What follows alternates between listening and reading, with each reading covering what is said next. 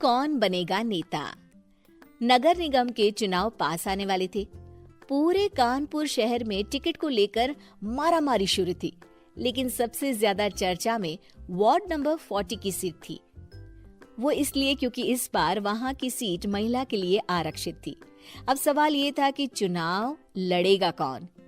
इससे पहले ठाकुर साहब वहां से पार्षद थे और इस बार उन्होंने अपनी पत्नी सीमा ठाकुर को टिकट दिलवाई और ठाकुर साहब की शान के कारण सीमा जी ने 20,000 वोटों से चुनाव जीत लिया।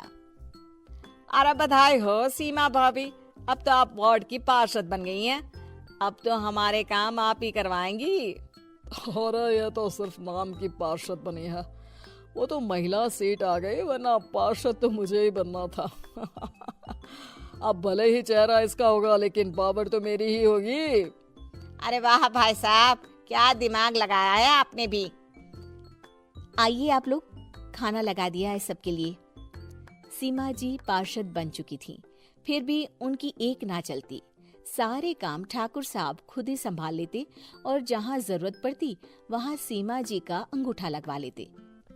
सीमा जी ज्यादा पढ़ी लिखी भी नहीं थी। एक दिन ठाकुर साहब और सीमा एक प्रोग्राम में जाते हैं। अरे ठाकुर साहब, आप आ गए। ओहो, पार्षद मैडम भी आ गई हैं।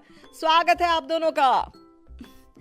लगता है हमारे पार्षद फंड का सही इस्तेमाल हो रहा है। चलिए अब उद्घाटन करते हैं। ये लीजिए ठाकुर साहब कैची, आप ही सबसे पहले प्रवेश कीजिए। सब लोग आगे निकल जाते हैं और सीमा जी पार्षद होने के बावजूद भी पीछे खड़ी रह जाती हैं। वो देखती हैं कि वेलकम बोर्ड पर उनका नाम है, लेकिन महिला होने के कारण कोई उनका सम्मान नहीं कर रहा। अगले दिन एक आदमी उनके घर आता है। अरे ठाकुर साहब नमस्कार। कल ना हम नोटिस किए कि हमारा घर तो अवैध है और नगर निगम वाले उसे तोड़ने आ रहे हैं। अरे कुछ कीजिए ना ठाकुर साहब। देखो भाई, मैं तो ज्यादा कुछ कर नहीं सकता, पर अगर तुम सबकी जेब गर्म कर दो तो कुछ हो सकता है। कुल मिलाकर 4 लाख लगेंगे। अरे 4 लाख ठाकुर साहब? अरे भाई, मैं अपने लिए नहीं मांग रहा हूँ। दरोगा है, इंजीनियर बाबू है, बड़े साहब है, सबको देना पड़ता है ना थोड़ा थोड़ा। बोलो है मंजूर? तभी वहाँ अचानक सीमा जी आ जाती हैं। अरे ये आप क्या कर रहे हैं? पहले इन्हीं लोगों से तो आपने वोट मांगे, अब इनसे ही पैसे ले रहे हो। अरे चुप रहो तुम, तुम्हारा काम है सिर्फ अंगूठा लगाना, तुम वही किया करो। मुझे दूसरे काम तुम मत सिखाओ, समझी? और तुम ना जाओ, अब पैसे लेकर आओ, वरना जेसीबी किसी भी वक्त आती होगी। सब कुछ ऐसे ही चलते रहता है। एक दिन सीमा जी और ठाकुर साहब को एक लोकल मीटिंग में बुलाया जाता है। वहाँ पर कई और अधिकारी लोग भी मौजूद रहते हैं। अब मैं चाहूंगा कि ठाकुर साहब हमारे बीच 2 शब्द कहें। मेरे प्यारे भाइयों और बहनों, आज मेरा सौभाग्य है कि मैं आप सबकी सेवा दिन रात कर पा रहा हूँ। आपने मेरी पत्नी को भारी मतों से जिताया है, इसलिए मैं आप सभी का शुक्रगुजार हूँ। मैं आप सबसे वादा करता हूँ कि हमेशा की तरह हमारे वार्ड में किसी को कोई तकलीफ नहीं आने दूंगा। सभी लोग तालियां बजाने लगते हैं।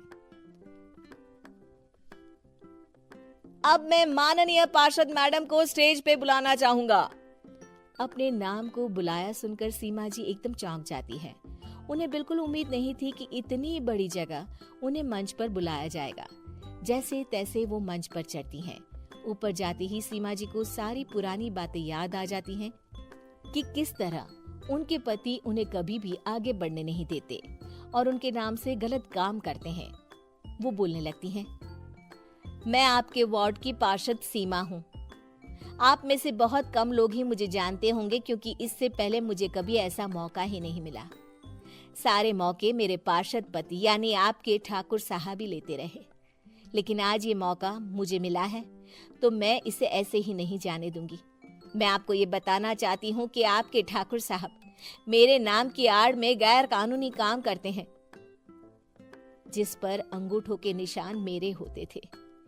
इसीलिए मैं अपनी गलती मानती हूँ और आज अपने पद से इस्तीफा देती हूँ, ताकि आगे से कोई गलत काम ना हो पाए। अब फैसला आप सबके हाथ में है कि आप हमें क्या सजा देना चाहते हैं। सीमा जी की बातें सुनकर ठाकुर साहब के चेहरे का रंग उड़ जाता है और वो शर्म से मुंह नीचा करके वहां से चले जाते हैं और पद से इस्तीफा देकर ही सही सीमा जी अपने आप में आत्मविश्वास महसूस करती हैं।